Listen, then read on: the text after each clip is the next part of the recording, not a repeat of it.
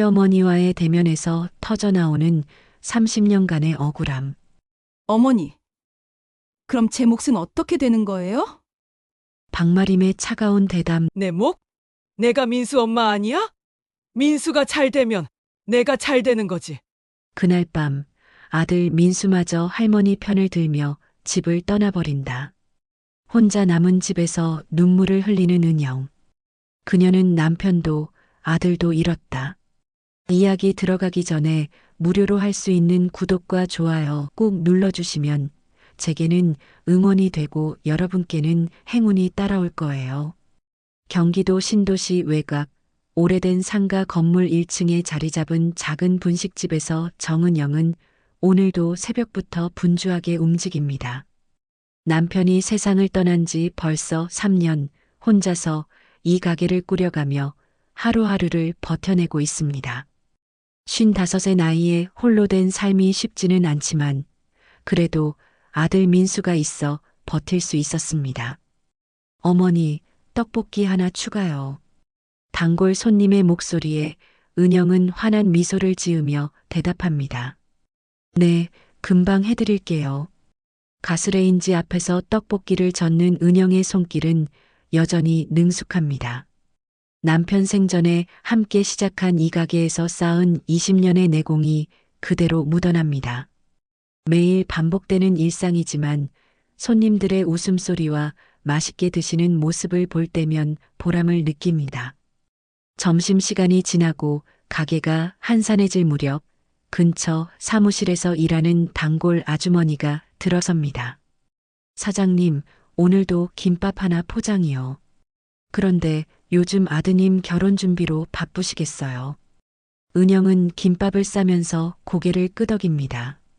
네, 이것저것 준비할 게 많더라고요. 좋은 일인데도 신경 쓸 일이 참 많아요. 오후 2시쯤 민수가 들어섭니다. 29의 민수는 중견기업에서 성실히 일하는 직장인입니다. 키가 훤칠하고 성격도 온화해서 동네 어른들 사이에서도 평판이 좋습니다. 엄마, 오늘 할머니랑 예비신부 집에 가서 혼수 이야기 해야 해요. 민수의 말에 은영은 앞치마를 정리하며 고개를 끄덕입니다. 아들의 결혼 준비가 한창인 요즘 이런저런 일들이 많습니다. 그래, 잘 다녀와라. 할머니 말씀 잘 듣고. 은영이 말하자 민수는 잠시 망설이다가 조심스럽게 입을 뗍니다. 엄마, 그런데 할머니가 집 얘기를 자꾸 하세요. 아버지 남기신 땅 말이에요. 종손이 물려받아야 할 땅이라고 하시면서요. 순간 은영의 표정이 굳어집니다. 시어머니 박마림이 요즘 들어 유독 그 땅 이야기를 자주 꺼내는 것이 신경 쓰였던 터입니다. 박마림은 78배 나이에도 정정하고 교회에서 권사로 활동하며 동네에서 꽤 목소리를 내는 인물입니다. 특히 종손인 민수를 집안의 기둥으로 여기며 전통을 중시하는 성격입니다. 아들 부부가 살던 집과 그 앞 작은 땅에 대해서도 늘 관심이 많았습니다. 남편 생전에도 종종 우리 집안 대대로 내려온 땅이라는 표현을 쓰곤 했습니다. 할머니가 또 뭐라고 하시던? 은영이 조심스럽게 묻자 민수는 어색한 표정을 지으며 망설입니다. 그냥 결혼하면 그 집에서 살라고 하시고요. 종손이니까 당연히 물려받아야 한다고 하세요. 그런데 엄마는 어떻게 생각하세요? 민수의 질문에 은영은 잠시 말을 잃습니다. 사실 그 땅과 집은 남편이 온갖 고생을 하며 마련한 것인데 시어머니가 마치 자기 소유인 것처럼 말하는 것이 늘 거슬렸습니다. 아들아, 그건 내 아버지가 우리를 위해서 마련해 주신 거란다. 할머니 말씀도 맞지만 정확한 건 서류를 한번 확인해 봐야겠어. 은영의 말에 민수는 고개를 끄덕이며 시계를 봅니다. 그럼 엄마, 저는 먼저 갈게요. 늦으면 할머니가 기다리세요. 민수가 나간 후 가게에는 다시 정막이 찾아듭니다. 은영은 설거지를 하면서 마음 한구석에 불안한 기분이 스며드는 것을 느낍니다. 남편이 남긴 그 땅과 집, 분명히 자신과 아들을 위한 것인데 왜 시어머니가 자꾸 종손 타령을 할까요? 혹시 법적으로 문제가 있는 건 아닐까요? 저녁 무렵 가게 문을 닫고 집으로 돌아가는 길에 은영은 깊은 생각에 빠집니다. 남편과 함께 고생하며 장사를 시작하고 아들을 키우고 그 작은 땅을 마련하기까지의 세월이 스쳐 지나갑니다. 남편이 병원에서 힘들어할 때도 은영아, 민수 잘 키워라. 집은 너희 몫이다라고 말했던 기억이 생생합니다. 집에 도착한 은영은 남편의 서류함을 뒤져봅니다. 각종 통장과 보험증서, 그리고 등기부등본 사본들이 가지런히 정리되어 있습니다. 남편 생전에 워낙 꼼꼼했던 성격이라 중요한 서류들은 모두 복사해서 보관해 두었습니다. 하지만 몇 년 전 것들이라 최신 현황은 알 수 없습니다. 혹시 몰라서 내일 직접 등기소에 가서 확인해 봐야겠다고 마음먹습니다. 그날 밤 은영은 좀처럼 잠이 오지 않습니다. 창밖으로 스며드는 가로등 불빛을 바라보며 시어머니와의 관계를 떠올립니다. 시집 온 지 30년 동안 늘 조심스러웠던 관계였습니다. 남편이 살아있을 때는 그가 중간에서 적당히 조율해 주었는데 이제는 직접 마주해야 합니다. 마음속 깊은 곳에서 불안한 예감이 자꾸만 고개를 듭니다. 새벽녘 은영은 결심을 굳힙니다. 내일 점심시간에 가게를 잠시 비우고 등기소에 가서 정확한 현황을 확인해 보겠습니다. 그저 확인차 하는 일이니까 별일 없겠지만 마음 놓고 지내려면 정확히 알아야 합니다. 혹시 모를 일에 미리 대비하는 것이 현명할 것 같습니다. 다음 날 아침 은영은 평소보다 일찍 가게를 열고 부지런히 준비를 마쳤습니다. 점심시간이 되자마자 등기소로 향할 계획이었기 때문입니다. 단골 손님들이 하나둘 찾아오기 시작하고 은영은 늘 그랬듯 환한 미소로 맞이합니다. 하지만 마음 한구석에는 계속해서 불안한 기분이 자리 잡고 있었습니다. 사장님, 오늘은 왜 이렇게 분주해 보이세요? 단골 아주머니가 김밥을 주문하며 물었습니다. 은영은 애써 평온한 표정을 지으며 대답합니다. 그냥 오늘 볼 일이 좀 있어서요. 금방 다녀올 거예요. 시계를 보니 11시 반 점심시간 손님들이 몰려오기 전에 서둘러야 했습니다. 12시가 되자 은영은 가게 문에 잠시 외출 팻말을 붙이고 등기소로 향했습니다. 가슴이 두근거렸지만 그냥 확인차 하는 일이니까 큰 문제는 없을 거라고 스스로를 달랬습니다. 등기소에 도착해 번호표를 뽑고 기다리는 동안 은영의 마음은 더욱 복잡해졌습니다. 정은영님, 창구로 오세요. 직원의 호명에 은영은 서류를 들고 창구로 향했습니다.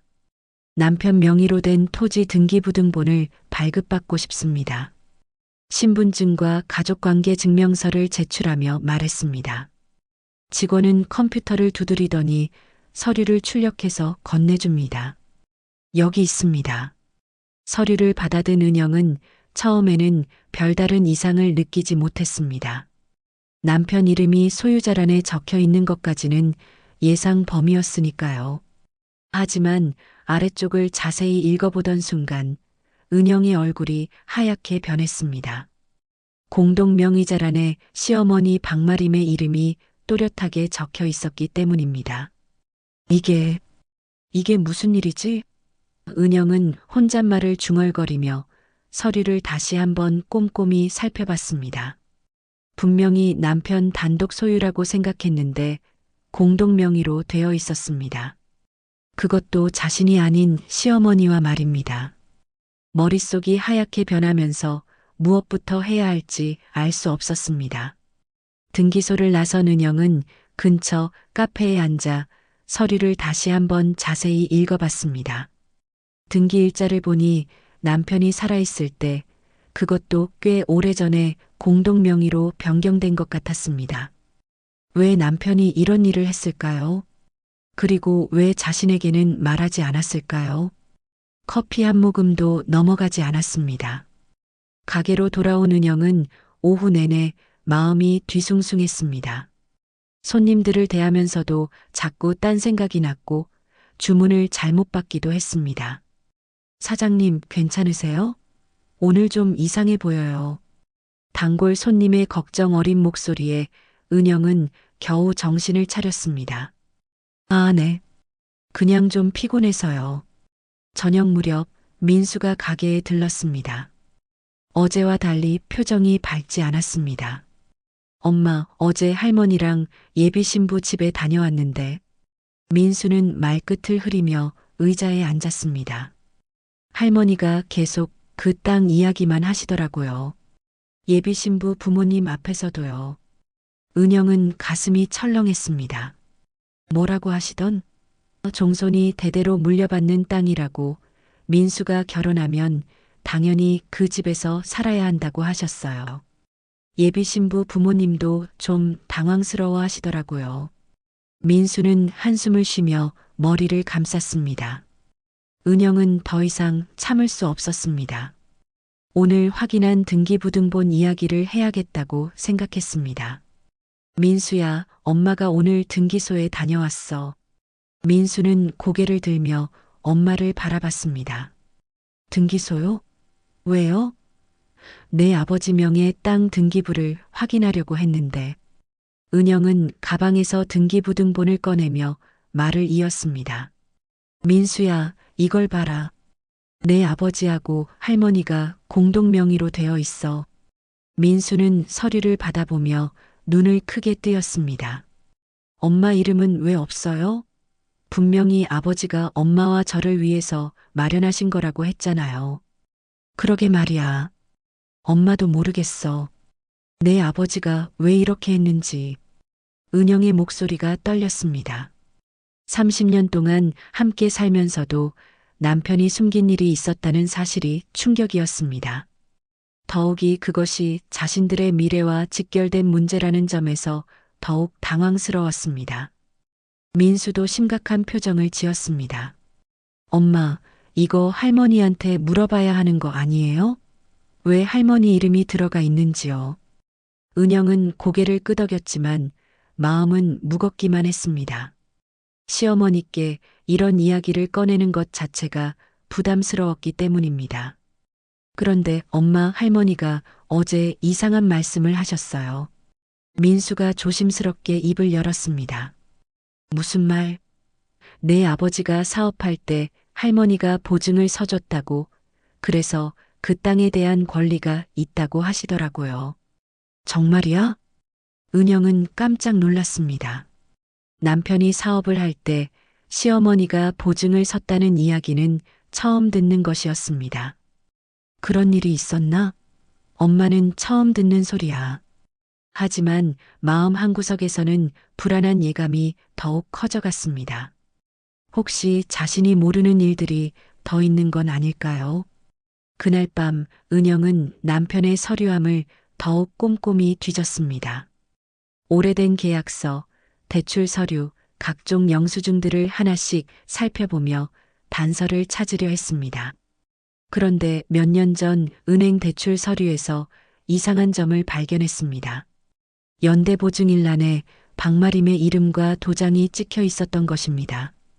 은영은 가슴이 두근거렸습니다. 시어머니가 정말로 남편의 사업에 보증을 선 것이 사실이었습니다. 그렇다면 그 땅에 대한 권리 주장도 어느 정도 근거가 있다는 뜻일까요? 잠들기 전까지 은영의 머릿속은 복잡한 생각들로 가득 찼습니다. 내일은 시어머니를 직접 만나서 이야기해야겠다고 다짐했습니다. 다음 날 아침 은영은 평소보다 일찍 일어나 가게 준비를 마쳤습니다. 밤새 뒤척이며 고민한 끝에 오늘 시어머니를 만나기로 결심했기 때문입니다. 하지만 막상 전화를 걸려니 손이 떨렸습니다. 30년 동안 시어머니 앞에서 이런 민감한 문제를 직접 거론한 적이 없었기 때문입니다. 어머니, 저 은영이에요. 오늘 시간 되시면 잠깐 뵙고 싶은데요. 은영의 목소리는 최대한 차분하게 들리려 애썼지만 속으로는 긴장이 되었습니다. 무슨 일이야? 민수 결혼 준비 때문인가? 박마림의 목소리에서는 평소와 다름없는 권위가 느껴졌습니다. 그런 것도 있고 중요한 이야기가 좀 있어서요. 은영이 조심스럽게 말하자 박마림은 잠시 침묵했습니다. 그럼 오후에 우리 집으로 와. 교회 모임 끝나고 집에 있을 테니까. 전화를 끊은 은영은 깊은 한숨을 쉬었습니다. 드디어 마주해야 할 순간이 다가왔습니다. 오후 3시 은영은 등기부등본과 남편의 대출 서류를 가방에 넣고 시어머니 집으로 향했습니다. 30년 전 시집와서 처음 살았던 그 집은 여전히 단정하게 관리되어 있었습니다. 대문을 열고 들어서니 마당에서 화초를 가꾸고 있던 박마림이 고개를 들었습니다. 왔구나. 들어와. 박마림은 평소와 다름없이 담담한 목소리로 말했습니다. 거실로 들어선 은영은 소파에 앉으며 마음을 다잡았습니다. 벽에 걸린 남편의 영정사진이 자신을 내려다보는 것 같았습니다. 차라도 한잔할까? 박마림이 물었지만 은영은 정중히 거절했습니다. 어머니, 제가 어제 등기소에 다녀왔어요. 은영이 조심스럽게 운을 뗐습니다. 박마림의 표정에 미묘한 변화가 스쳤습니다. 등기소를 무슨 일로? 남편 명의로 된 땅 등기부를 확인하려고 했는데 은영은 가방에서 서류를 꺼내며 말을 이었습니다. 어머니 이름이 공동 명의로 되어 있더라고요. 이게 어떻게 된 일인지 궁금해서요. 은영이 등기부등본을 내밀자 박마림은 잠시 서류를 들여다봤습니다. 그리고는 태연하게 소파에 기대며 말했습니다. 아, 그거 내 남편 살아있을 때 내 이름을 넣었지. 은영은 가슴이 철렁했습니다. 예상했던 대답이지만 막상 들으니 충격이었습니다. 왜 그런 일을 하신 거예요? 그리고 왜 저한테는 말씀 안 하셨나요? 내가 알 필요 없는 일이었어. 사업할 때 내가 보증을 서줬거든. 만약을 위해서 내 이름을 넣어둔 거야. 박마림의 말에 은영은 더욱 당황했습니다. 정말로 시어머니가 남편 사업에 보증을 선 것이 사실이었습니다. 그렇더라도 저는 남편과 함께 그 땅을 위해서 고생했는데요. 왜 제 이름은 없고 어머니 이름만? 고생? 누가 고생 안 했나? 박마림의 목소리가 조금 높아졌습니다. 내가 아들 키우느라 얼마나 고생했는데. 그리고 사업 망할 뻔했을 때 누가 도왔나? 내가 뭘 했어? 박마림의 말에 은영은 할 말을 잃었습니다. 하지만 억울함이 치밀어 올랐습니다. 어머니, 저도 남편과 함께 장사하면서 힘들게 돈 모았어요. 그 돈으로 땅도 샀고요. 그 땅은 종손이 물려받을 땅이야. 박마림이 단호하게 말했습니다. 우리 집안 대대로 내려온 전통이야. 민수가 종손이니까 당연히 민수가 물려받아야 해. 내가 뭘 안다고 그런 소리를 하나? 박마림의 목소리에는 30년 전이나 지금이나 변하지 않은 권위가 담겨 있었습니다. 은영은 가슴이 답답했습니다. 어머니, 그렇더라도 법적으로는 저도 상속 권리가 있지 않나요? 그리고 민수도 제 아들인데요. 법이 뭐가 중요해? 집안 전통이 더 중요하지. 그리고 내가 혼자 키운 아들도 아니잖아. 내가 얼마나 도왔는데. 대화는 점점 험악해져 갔습니다. 은영은 마음을 다잡고 다른 접근을 시도했습니다. 어머니, 그럼 남편이 병원비로 힘들 때는 어떻게 된 거예요? 제가 기억하기로는 그때도 어머니가 도와주셨다고 하던데요. 당연히 도왔지. 아들이 아픈데 엄마가 가만히 있겠어? 은영은 남편의 서류에서 발견했던 은행 내역을 떠올렸습니다. 그때 어머니 계좌로 돈이 들어간 기록이 있던데 그건 뭔가요? 박마림의 표정이 잠시 굳어졌습니다. 그게 뭐 어때서? 아들 병원비 대느라 내가 얼마나 고생했는데. 나중에 받을 돈 미리 받은 것뿐이야. 은영은 점점 상황이 복잡해지고 있음을 느꼈습니다. 시어머니의 말을 들어보니 단순히 종손 타령만이 아니라 실제로 경제적인 기여도 있었던 것 같았습니다. 하지만 그렇다고 해서 자신의 권리까지 완전히 무시당할 수는 없었습니다. 어머니, 저도 이해는 해요. 하지만 저도 30년 동안 이 집안을 위해서 살았잖아요. 남편 병간호도 제가 했고, 민수 키우는 것도 함께 했고요. 그런데 왜 제 이름은 아예 없어야 하는 거예요? 은영의 목소리에는 30년간 쌓인 서러움이 묻어났습니다. 박마림은 잠시 침묵했다가 입을 열었습니다. 은영아, 내 마음은 이해해. 하지만 이 집안에는 지켜야 할 전통이 있어. 종손이 집안의 재산을 물려받는 건 당연한 일이야. 내가 지금 와서 이런 이야기를 하면 민수한테도 좋을 게 없어. 그럼 제 몫은 어떻게 되는 거예요? 은영이 간절하게 물었습니다. 내 몫? 내가 민수 엄마 아니야? 민수가 잘 되면 내가 잘 되는 거지. 박마림의 대답에 은영은 더 이상 할 말이 없었습니다.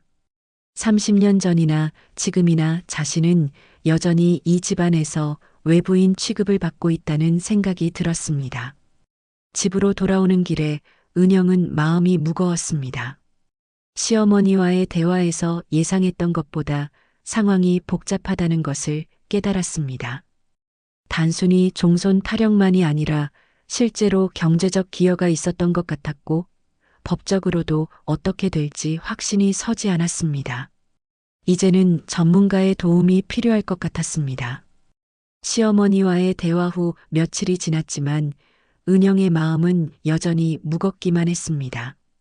가게 일을 하면서도 자꾸 그 일이 생각났고 밤에도 잠을 제대로 이루지 못했습니다. 이런 상황에서 민수의 결혼 준비는 계속 진행되어야 했고 그것이 은영을 더욱 압박했습니다. 그런데 며칠 후 민수가 평소와 다른 심각한 표정으로 가게에 찾아왔습니다. 엄마, 할머니가 이상한 이야기를 하세요. 민수의 첫마디에 은영은 가슴이 철렁했습니다. 무슨 이야기? 할머니가 동네 사람들한테 엄마 이야기를 하고 다니신대요. 은영은 수저를 정리하던 손을 멈추고 민수를 바라봤습니다. 어떤 이야기를? 할머니가 교회하고 경로당에서 엄마가 시어머니 땅을 빼앗으려 한다고 말씀하고 계신데요. 김아주머니가 저한테 그러더라고요. 은영의 얼굴이 하얗게 변했습니다. 뭐라고? 내가 언제 땅을 빼앗으려고 했다는 거야? 은영의 목소리가 떨렸습니다. 30년 동안 조용히 살아온 자신이 갑자기 동네 사람들 입에 오르내린다는 것이 믿어지지 않았습니다. 할머니가 단톡방에도 올리셨나 봐요. 며느리가 시어머니를 상대로 소송을 하려 한다고요. 은영은 당황했습니다. 자신은 아직 소송은 고사하고 변호사 상담조차 받지 않았는데 벌써 그런 소문이 퍼지고 있다니 말입니다. 민수야, 엄마는 아직 아무것도 안 했어. 그냥 궁금해서 등기부만 확인해 본 것뿐인데. 엄마, 저도 알아요. 하지만 할머니는 이미 마음을 정하신 것 같아요. 그날 오후 은영이 장을 보러 나갔을 때 동네 사람들의 시선을 느꼈습니다. 평소에 인사하던 아주머니들이 수군거리며 자신을 바라보는 것 같았습니다. 마트에서 만난 경로당 회장 할머니는 대놓고 불편한 표정을 지었습니다. 은영이 어머니, 요새 어떻게 지내세요? 네, 그냥 지내고 있어요. 은영이 조심스럽게 대답하자 할머니는 의미심장한 표정을 지었습니다. 시어머니 모시기가 쉽지 않죠? 특히 요새는 며느리들이 예전 같지 않다고 하던데요. 은영은 할머니의 말에 담긴 의미를 알 수 있었습니다. 이미 소문이 퍼져 있었던 것입니다. 집으로 돌아온 은영은 더 이상 이 상황을 방치할 수 없다고 판단했습니다. 법률 상담을 받아보기로 결심하고 인터넷으로 가족 전문 변호사를 찾아봤습니다. 다음 날 오후 가게를 잠시 맡기고 법무법인을 찾아갔습니다. 변호사 사무실에서 만난 김 변호사는 40대 중반의 침착한 여성이었습니다. 어떤 일로 오셨나요? 은영은 그동안의 상황을 자세히 설명했습니다. 등기부등본과 남편의 대출 서류들을 보여주며 시어머니와의 갈등 상황까지 모두 털어놓았습니다. 김 변호사는 서류들을 꼼꼼히 살펴보며 고개를 끄덕였습니다. 우선 법적으로는 배우자인 부인께서 상속 권리가 있습니다. 하지만 시어머니 분이 공동 명의자로 되어 있고 보증까지 서신 상황이라면 복잡할 수 있어요. 그럼 제가 완전히 불리한 건가요? 그렇지는 않습니다. 하지만 시어머니 분이 실제로 어느 정도 경제적 기여를 했는지 정확히 파악해야 해요. 그리고 김 변호사는 잠시 망설이더니 조심스럽게 말했습니다. 혹시 남편분이 남기신 유언장이나 그런 것은 없나요? 유언장이요? 특별히 남긴 건 없는데. 은영이 대답하자 김 변호사는 아쉬운 표정을 지었습니다. 그렇다면 법정 상속 비율에 따라 진행될 텐데 시어머니 분의 기여 부분을 어떻게 인정할지가 관건이네요. 일단 더 자세한 자료들을 가져오시면 정확한 상담을 해드릴 수 있어요. 상담을 마치고 나온 은영은 마음이 조금 복잡했습니다. 법적으로는 자신에게도 권리가 있다는 것을 확인했지만 과정이 쉽지 않을 것 같았습니다. 무엇보다 이런 일로 가족이 완전히 갈라질 수 있다는 생각에 걱정이 앞섰습니다. 그런데 집에 돌아와서 더 큰 충격을 받았습니다. 민수가 심각한 표정으로 기다리고 있었기 때문입니다. 엄마, 할머니가 이상한 걸 보여주셨어요. 민수는 가방에서 낡은 종이 한 장을 꺼냈습니다. 이게 뭐야? 할머니가 아버지가 쓰셨다고 주장하는 유언장이에요. 은영은 깜짝 놀라 종이를 받아봤습니다. 거기에는 남편의 필체와 비슷한 글씨로 이렇게 적혀 있었습니다. 내 아들 민수는 어머니가 키우고 집안 땅도 어머니가 관리해야 한다. 종손의 의무를 다해야 한다. 그리고 아래에는 남편의 이름과 도장이 찍혀 있었습니다. 이게 정말 내 아버지가 쓴 것 같아? 은영이 떨리는 목소리로 물었습니다. 민수는 고개를 갸웃거렸습니다. 글씨는 비슷한 것 같은데 확실하지는 않아요. 근데 엄마 아버지가 정말 이런 뜻이셨다면 어떻게 해야 해요?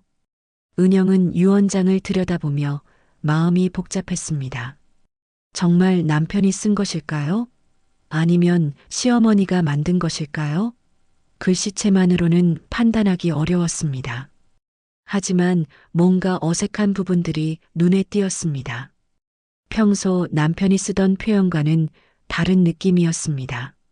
민수야, 이 유언장 할머니가 언제부터 가지고 계셨다고 하시던? 오늘 처음 보여주셨어요. 아버지가 돌아가시기 전에 몰래 써두신 거라고 하시더라고요. 은영은 의심스러웠습니다. 왜 이제서야 유언장을 꺼내는 걸까요? 그날 밤 은영은 남편의 일기장과 편지들을 다시 뒤져봤습니다. 필체를 비교해보고 평소 남편의 표현 방식을 확인해 보려고 했습니다. 그런데 유언장의 글씨체와 남편의 평소 글씨 사이에는 미묘한 차이가 있는 것 같았습니다. 특히 몇몇 글자에 쓰는 방식이 달랐습니다. 은영은 내일 다시 변호사를 만나서 이 유언장에 대해 상담받기로 결심했습니다. 필적 감정이라도 받아봐야겠다고 생각했습니다. 하지만 마음 한쪽으로는 이미 동네에 퍼진 소문들과 앞으로 벌어질 갈등이 걱정되었습니다. 정말 이 길을 가는 것이 맞을까요? 다음 날 아침 은영은 유언장을 가지고 다시 김 변호사를 찾아갔습니다. 하루 종일 고민한 끝에 전문가의 의견을 듣는 것이 최선이라고 판단했기 때문입니다. 김 변호사는 유 원장을 꼼꼼히 살펴보며 고개를 갸웃거렸습니다. 이 유 원장, 좀 의심스러운 부분들이 있어요. 김 변호사가 조심스럽게 말했습니다. 어떤 부분이 의심스러운가요? 우선 형식적으로 보면 자필 유 원장의 요건은 갖췄는데 필체가 일정하지 않아요. 그리고 용지도 비교적 최근 것 같고요. 은영은 가슴이 두근거렸습니다. 역시 뭔가 이상한 부분이 있었던 것입니다. 필적 감정을 받아볼 수 있을까요? 물론이죠. 하지만 그 전에 남편분이 생전에 쓰신 다른 글들을 더 많이 가져와 주세요. 비교할 자료가 많아야 정확한 감정이 가능해요. 변호사 사무실을 나온 은영은 집으로 돌아가 남편의 모든 글들을 찾아 헤맸습니다.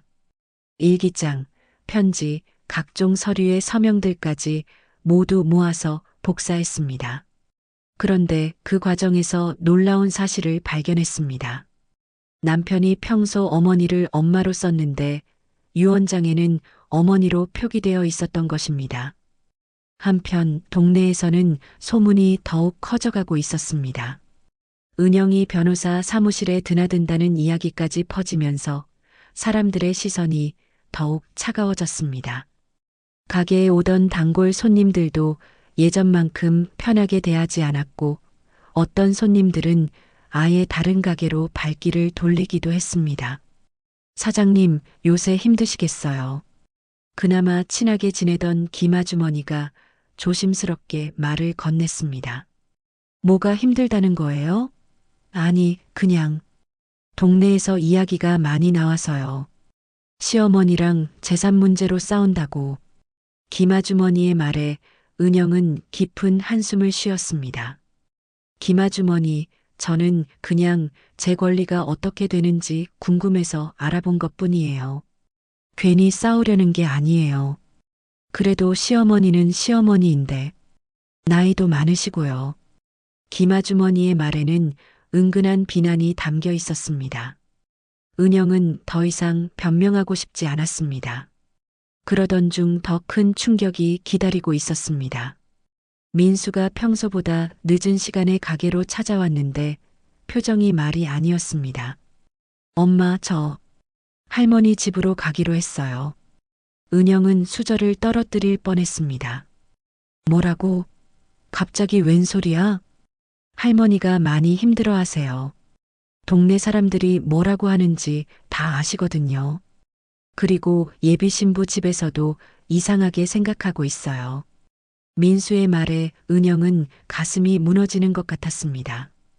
그래서 할머니 집으로 간다고? 엄마, 미안해요. 저는 안정된 미래가 필요해요.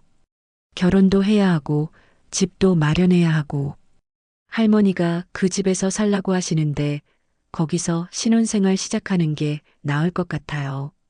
민수의 말을 듣는 은영의 마음은 점점 깨져갔습니다. 민수야, 그럼 엄마는 어떻게 하라는 거니? 은영의 목소리가 떨렸습니다.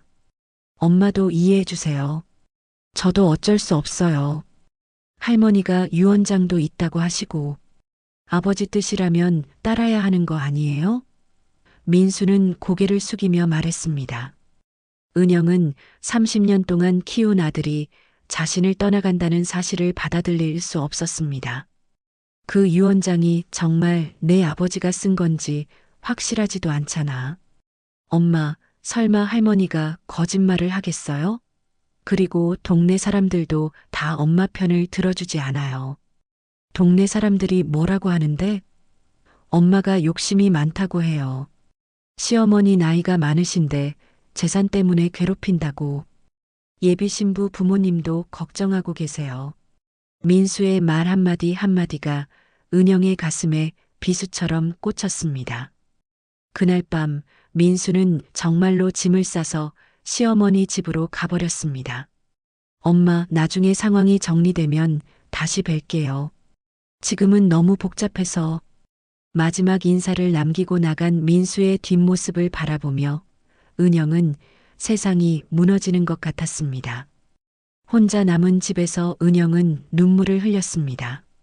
남편을 잃고 이제 아들마저 잃게 되었습니다. 30년 동안 이 가족을 위해 살았는데 결국 혼자가 되어버린 것입니다.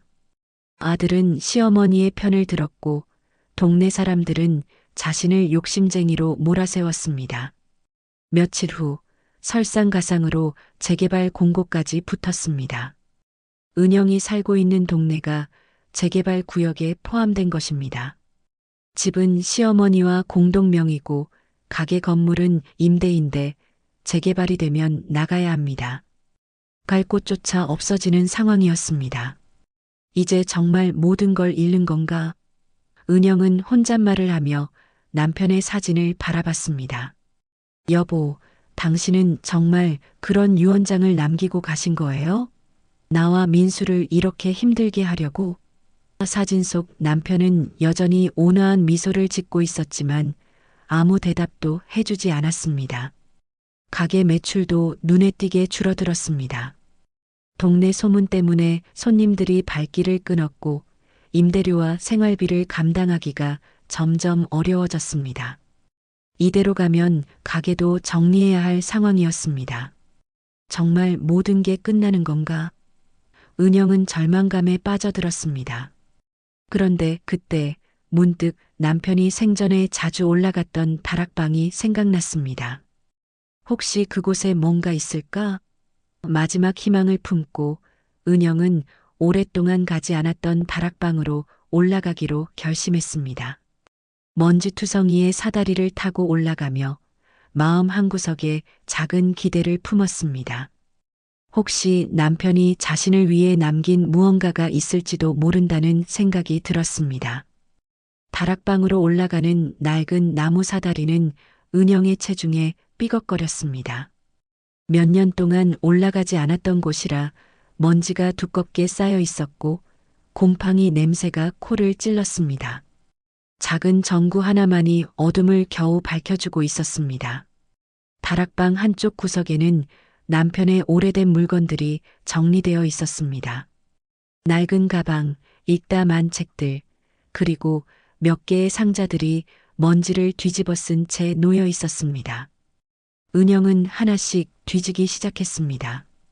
혹시라도 남편이 자신을 위해 남긴 무언가가 있을지 모른다는 간절한 마음이었습니다. 첫 번째 상자에는 남편의 대학 시절 사진들과 일기장들이 들어 있었습니다. 젊은 시절에 남편이 웃고 있는 사진을 보니 가슴이 먹먹해졌습니다. 두 번째 상자에는 민수 어릴 적 사진들과 장난감들이 가득했습니다. 가족이 행복했던 시절의 추억들이었습니다. 마지막 상자를 열었을 때 은영의 손이 멈춰섰습니다. 상자 맨 아래쪽에 낡은 검은색 가방이 하나 있었는데 그 가방은 남편이 마지막까지 소중히 여기던 것이었습니다. 병원에 입원했을 때도 항상 곁에 두고 있던 바로 그 가방이었습니다. 가방을 열자 은영의 눈에 눈물이 고였습니다.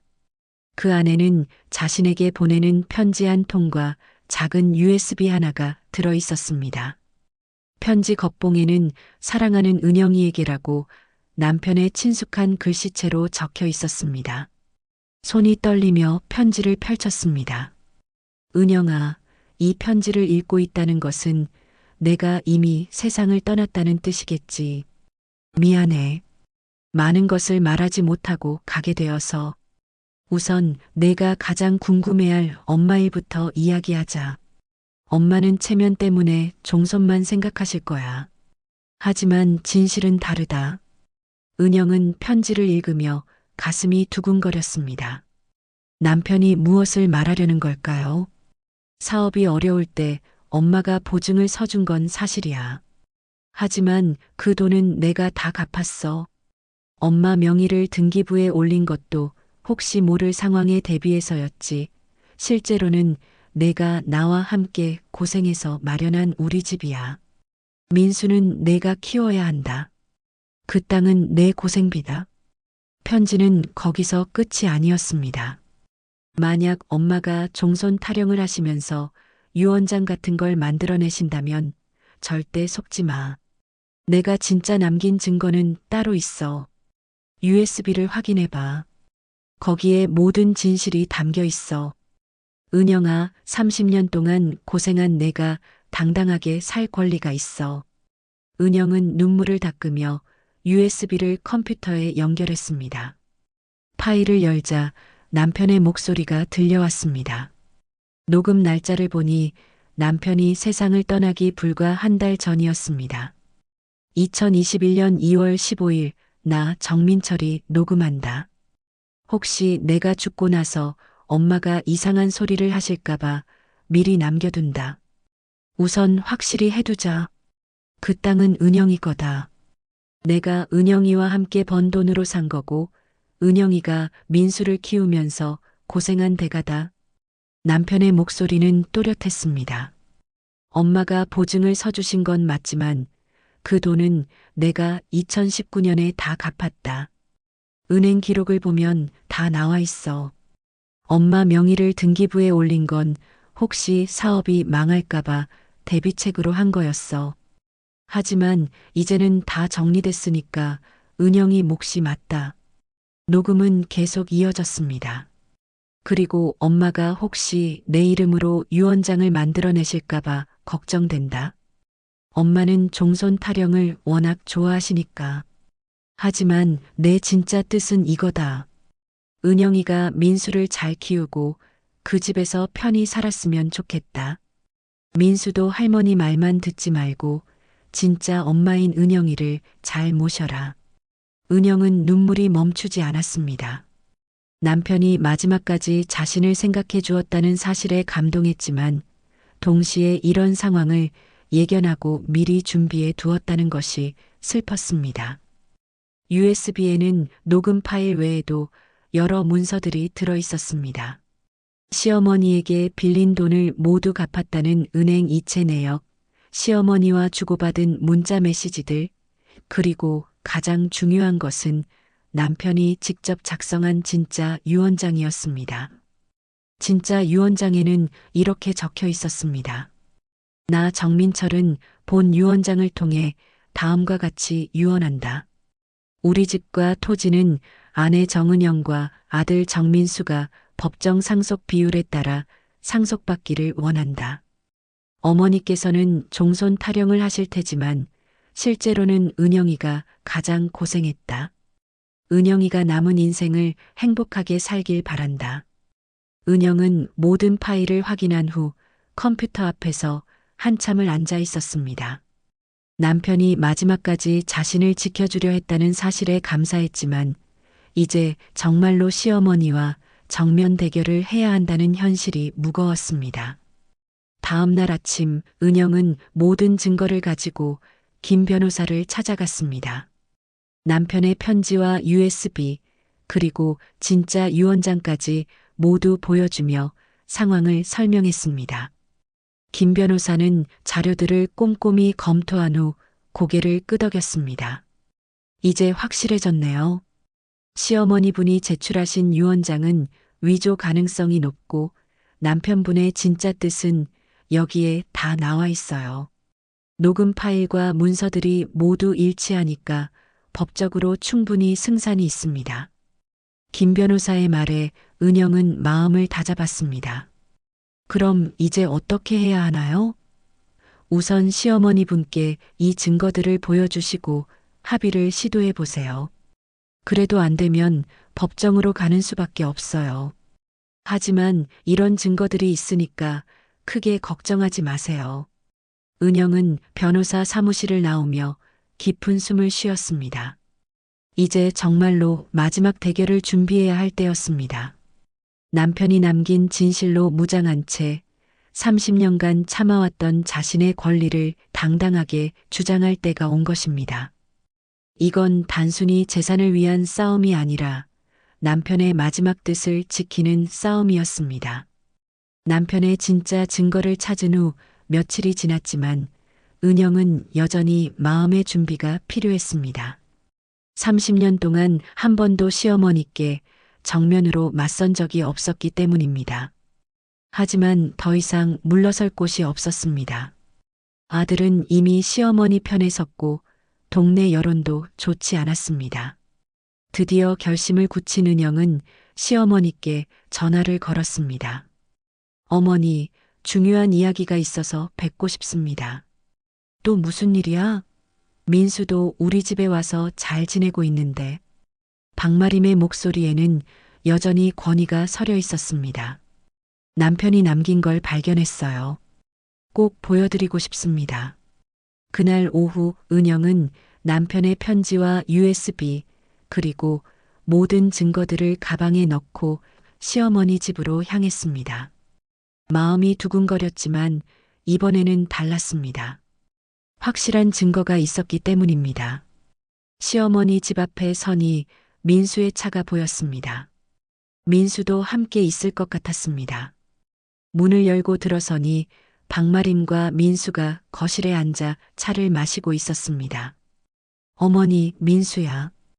은영이 인사하자 민수는 어색한 표정을 지었습니다. 엄마, 무슨 일이에요? 너한테도 보여줄 게 있어서 왔어. 은영은 침착하게 대답하며 소파에 앉았습니다. 그래서 무슨 일이야? 박마림이 불편한 표정으로 물었습니다. 은영은 가방에서 남편의 편지를 꺼내며 말했습니다. 어머니, 남편이 저에게 남긴 편지입니다. 한번 보세요. 편지를 받아든 박마림의 표정이 점점 굳어져 갔습니다. 편지를 다 읽은 박마림은 잠시 말이 없었습니다. 민수도 궁금한 듯 어머니를 바라봤습니다. 엄마, 뭐라고 써 있어요? 은영이 편지 내용을 민수에게 설명하자 민수는 깜짝 놀라며 할머니를 바라봤습니다. 할머니, 이게 정말인가요? 이건 그냥 편지일 뿐이야. 법적 효력이 있는 건 유언장이지. 박마림이 강하게 반박했습니다. 하지만 은영은 이미 준비가 되어 있었습니다. 그럼 이것도 보세요. USB를 꺼내며 노트북을 켰습니다. 남편이 직접 녹음한 음성 파일이 있어요. 남편의 목소리가 거실에 울려 퍼졌습니다. 그 땅은 은영이 거다. 엄마가 보증을 서주신 건 맞지만 그 돈은 내가 다 갚았다. 녹음이 진행될수록 박마림의 얼굴은 점점 붉어졌습니다. 민수는 충격에 빠진 표정으로 할머니와 엄마를 번갈아 보았습니다. 할머니, 아버지가 할머니 빚을 다 갚으셨다는 게 정말인가요? 민수가 조심스럽게 물었습니다. 박마림은 잠시 말을 하지 못했습니다. 그렇긴 하지만 그래도 종손이 물려받는 게 맞아. 어머니, 그리고 이것도 보세요. 은영이 진짜 유언장을 꺼냈습니다. 진짜 유언장을 본 박마림과 민수는 더욱 당황했습니다. 필체도 다르고 내용도 완전히 달랐습니다. 어머니, 그럼 어머니가 보여주신 유언장은 뭔가요? 은영이 단호하게 물었습니다. 박마림은 한동안 말을 하지 못하다가 결국 고개를 숙였습니다. 내가 그랬어. 박마림의 목소리가 작아졌습니다. 종손이 집안 재산을 물려받아야 한다고 생각해서 내 남편이 그런 뜻이었을 거라고 생각했어. 할머니, 그럼 위조하신 거예요? 민수가 놀란 목소리로 물었습니다. 박마림은 더 이상 변명할 수 없었습니다. 모든 증거가 명확했기 때문입니다. 미안하다. 하지만 난 정말로 집안을 생각해서 한 일이야. 종손이 집안을 이어가는 게 맞다고 생각했어. 하지만 은영은 더 이상 그런 말을 들을 수 없었습니다. 어머니, 30년 동안 참았습니다. 하지만 이제는 안 되겠어요. 남편의 진짜 뜻을 무시할 수는 없어요. 은영의 목소리에는 그동안 억눌렸던 감정이 담겨 있었습니다. 법정에서 해결하겠습니다. 법정이라고? 박마림이 깜짝 놀랐습니다. 그래요. 어머니가 진실을 인정하지 않으시니까 어쩔 수 없어요. 은영은 김 변호사와 상의해서 이미 소송 준비를 마쳤다고 말했습니다. 박마림은 당황한 기색이 역력했습니다. 몇 주 후 드디어 재판이 시작되었습니다. 작은 법정이었지만 은영에게는 인생에서 가장 중요한 순간이었습니다. 방청석에는 민수와 몇몇 동네 사람들이 앉아 있었습니다. 박마림은 변호사와 함께 피고석에 앉았고 은영은 김 변호사와 함께 원고석에 자리했습니다. 재판장이 입장하며 재판이 시작되었습니다. 상속재산 분할 관련 소송을 시작하겠습니다. 박마림 측 변호사가 먼저 주장을 폈습니다. 피고는 아들의 사업을 위해 보증을 섰고 실질적인 기여를 했습니다. 그리고 고인의 유언에 따라 종손이 상속받는 것이 합당합니다. 하지만 김 변호사는 차근차근 반박했습니다. 피고가 제출한 유언장은 위조된 것입니다. 필적 감정 결과를 보시죠. 감정 결과는 명확했습니다. 시어머니가 제출한 유언장은 남편의 필체가 아니었습니다. 방청석에서 웅성거리는 소리가 들렸습니다. 그리고 이것은 고인이 직접 녹음한 음성 파일입니다. 법정에 남편의 목소리가 다시 울려 퍼졌습니다. 그 땅은 은영이 거다. 은영이가 민수를 키우면서 고생한 대가다. 방청석의 민수는 고개를 숙이며 눈물을 흘렸습니다. 박마림은 마지막으로 변명을 시도했습니다. 저는 정말로 집안을 위해서 한 일입니다. 종손이 집안을 이어가는 게 우리 전통 아닙니까? 하지만 재판장의 표정은 엄했습니다. 전통도 중요하지만 법적 근거가 더 중요합니다. 그리고 위조 문서를 제출한 것은 엄중한 문제입니다. 재판은 은영의 완전한 승리로 끝났습니다. 해당 부동산은 법정 상속 비율에 따라 배우자와 자녀에게 상속됩니다.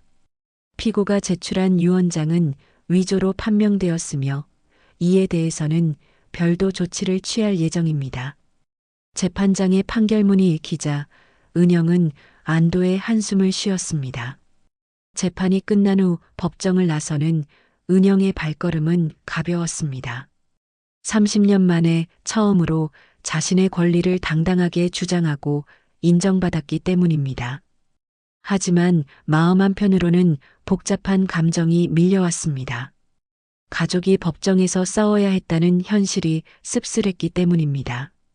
법정 앞에서 민수가 기다리고 있었습니다. 눈이 빨갛게 부어 있는 것을 보니 많이 울었나 봅니다. 엄마. 민수는 말을 꺼내기 어려워했습니다. 엄마, 정말 죄송해요.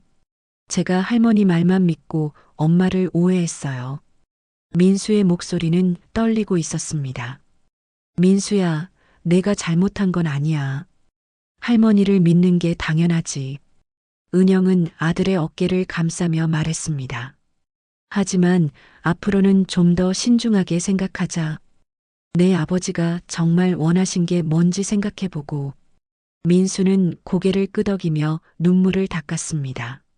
한편 박마림은 변호사와 함께 법정을 나서면서 크게 낙담한 모습이었습니다. 70년 넘게 살아오면서 이런 굴욕을 당해본 적이 없었기 때문입니다. 특히 위조 문서 작성 건으로 추가 조치를 받을 수도 있다는 변호사의 말에 더욱 충격을 받았습니다. 재판 후 일주일이 지났지만 박마림은 집에서 나오지 않았습니다. 교회도 나가지 않고 경로당 모임도 빠졌습니다. 동네 사람들의 시선이 부담스러웠고 무엇보다 자신이 저질러 놓은 일들이 부끄러웠습니다. 며느리에게 어떤 얼굴로 다시 마주해야 할지 모르겠었습니다.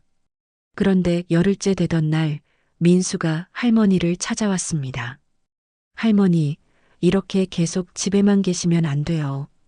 민수야, 할머니가 너무 잘못했구나. 내 엄마한테 어떻게 사과해야 할지 모르겠어. 박마림의 목소리는 한없이 작아져 있었습니다. 할머니, 엄마는 할머니를 미워하지 않으세요. 오히려 할머니가 혼자 지내시는 게 걱정된다고 하시던데요. 민수의 말에 박마림은 고개를 들었습니다. 정말이니? 네, 정말이에요. 할머니가 먼저 용기를 내세요. 며칠 후 박마림은 떨리는 마음으로 은영의 가게로 향했습니다. 작은 가방 하나를 들고 가게 문을 열고 들어섰습니다. 어머니, 어떻게 오셨어요? 은영은 놀라며 일손을 멈췄습니다. 시어머니의 얼굴이 많이 상해 있는 것을 보니 마음이 아팠습니다. 잠깐 이야기 좀 하자. 박마림의 목소리는 평소보다 많이 작아져 있었습니다. 은영은 가게 문에 잠시 외출 팻말을 걸고 시어머니와 마주 앉았습니다. 박마림은 한동안 말을 하지 못하다가 천천히 입을 열었습니다. 은영아, 내가 틀렸다. 박마림의 첫마디에 은영은 깜짝 놀랐습니다. 30년 동안 한 번도 잘못했다고 말하는 걸 들어본 적이 없었기 때문입니다. 내가 너무 고집을 부렸어. 종손 타령만 하면서 내 고생은 생각하지 못했지. 박마림은 가방에서 낡은 국민연금 통장 하나를 꺼냈습니다. 이게 내가 그래도 모아둔 전부야. 많지는 않지만 내가 민수 키우느라 고생한 거 생각하면 이것도 부족해. 은영은 통장을 받으려 하지 않으며 고개를 저었습니다. 어머니, 이제는 체면이 아니라 사람부터 보셔야 해요. 은영의 말에 박마림은 눈물을 흘렸습니다. 30년 동안 내가 얼마나 참고 살았는지 내가 너무 몰랐어. 며느리라고 해서 당연히 참아야 한다고 생각했는데 그게 잘못이었어. 어머니, 저도 이해해요. 시대가 달랐고 어머니 나름대로는 집안을 생각하신 거잖아요. 아니야. 변명이야. 내가 체면만 생각하고 내 마음은 헤아리지 못했어. 박마림은 고개를 숙이며 계속 말했습니다. 유언장 위조는 정말 용서받을 수 없는 일이었어. 어머니, 이제 그만해요. 다 지난 일이에요. 은영이 말을 끊었습니다. 중요한 건 앞으로예요. 우리가 어떻게 살아갈지가 더 중요하죠. 박마림은 잠시 망설이다가 조심스럽게 물었습니다. 은영아, 나 같은 늙은이를 용서해 줄 수 있겠니? 은영은 시어머니의 주름진 손을 잡으며 말했습니다. 어머니, 우리가 가족이잖아요. 서로 이해하고 살아가는 게 맞죠. 그날 이후 박마림과 은영의 관계는 조금씩 회복되기 시작했습니다. 몇 달이 지나고 은영은 재개발 보상금과 상속받은 재산의 일부로 작은 카페를 열었습니다. 분식집보다는 조금 더 여유로운 공간에서 새로운 시작을 하고 싶었습니다. 카페 이름은 남편을 생각하며 그리운 사람들로 정했습니다. 카페가 문을 연 지 한 달쯤 지났을 때 박마림이 찾아왔습니다. 내가 도울 일이 있을까 해서 왔어. 박마림은 평소와 달리 겸손한 태도였습니다. 주말에만 와서 손님들에게 커피 대접이라도 하고 싶어? 은영은 시어머니의 진심을 느낄 수 있었습니다. 어느 주말 오후 민수가 카페에 찾아왔습니다. 박마림이 정성스럽게 커피를 내려주는 모습을 보며 놀랐습니다. 할머니, 이렇게 일하시는 거예요? 응, 내 엄마가 허락해줘서 주말마다 와서 도와주고 있어. 보람 있더라. 그날 오후 늦게 가족 세 사람은 카페 한 구석에 앉아 차를 마시며 이야기했습니다. 엄마, 그동안 정말 고생 많으셨어요. 민수가 진심으로 말했습니다. 할머니도 많이 달라지셨네요. 민수의 말에 박마림은 쑥스럽게 웃었습니다. 사람이 나이 들면서 깨닫는 게 있어. 체면이나 전통보다는 가족이 함께 행복하게 사는 게 더 중요하다는 걸 말이야. 박마림의 말에 은영은 고개를 끄덕였습니다. 맞아요. 서로 이해하고 배려하며 사는 게 가장 중요하죠. 카페 창문으로 석양이 들어오고 있었습니다. 은영은 남편의 사진을 바라보며 마음속으로 말했습니다. 여보, 당신이 원하시던 대로 됐어요. 우리가 다시 가족이 되었어요. 세상에서 가장 소중한 것은 체면이나 재산이 아니라 가족이라는 걸 이제야 깨달았습니다. 진실을 마주하고 서로에게 진심으로 사과할 수 있을 때 상처받았던 마음도 다시 치유될 수 있습니다. 때로는 서로 아프게 하더라도 용서하고 이해하려는 마음만 있다면 어떤 관계든 새롭게 시작할 수 있다는 것을 은영은 이제 알고 있었습니다. 오늘 사연은 여기까지입니다. 끝까지 함께 해주셔서 감사드립니다. 구독과 좋아요 눌러주시면 앞으로도 좋은 이야기로 보답드리겠습니다. 늘 건강하세요.